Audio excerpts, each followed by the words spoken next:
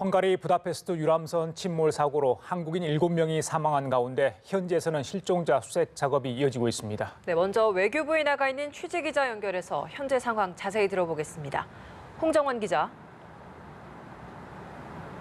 네, 외교부에 나와 있습니다. 헝가리 현지에선 사고 사흘째 수색이 이루어지고 있습니다. 하지만 안타깝게도 추가적인 구조 소식은 들리지 않고 있습니다. 앞서 한국인 탑승객 33명 중 7명이 구조됐지만 7명이 사망하고 19명이 여전히 실종 상태입니다. 외교부에 따르면 현재 헝가리 구조 수색대는 다뉴브강 하류 30km 지점까지 수색 범위를 넓히는 등 광범위한 지역을 수색 중입니다. 우리 정부는 크로아티아와 세르비아 등 강하류 인접 국가에도 협조를 요청하고 있습니다. 오스트리아 정부에서도 구조 전문 요원 10명을 보낸 것으로 전해졌습니다. 최근 지속된 폭우로 급격히 강물이 불어나고 유속도 빨라진 상태여서 수색 작업은 난항을 겪고 있는 것으로 알려졌습니다. 현지 정부 관계자는 사고 당시 다뉴브강의 유량이 평상시의 2배에 달했다고 전했습니다. 헝가리 구조당국은 사고 유람선 인양도 준비 중이지만 수일이 소요될 전망입니다. 현재까지 사망자 7명 중에선 2명의 신원이 확인됐다고 외교부는 밝혔는데요. 다만 이들의 구체적인 신원을 공개하진 않았습니다. 신원이 확인된 2명은 신분증을 소지하고 있었지만 나머지 5명은 티켓만 가지고 있어 정확한 신원 파악에 어려움을 겪고 있는 것으로 알려졌습니다.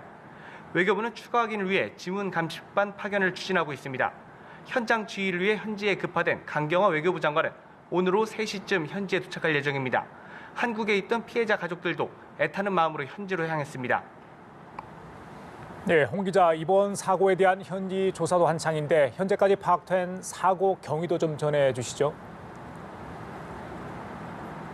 네, 사고가 발생한 건 우리 시간으로 어제 새벽 4시쯤입니다.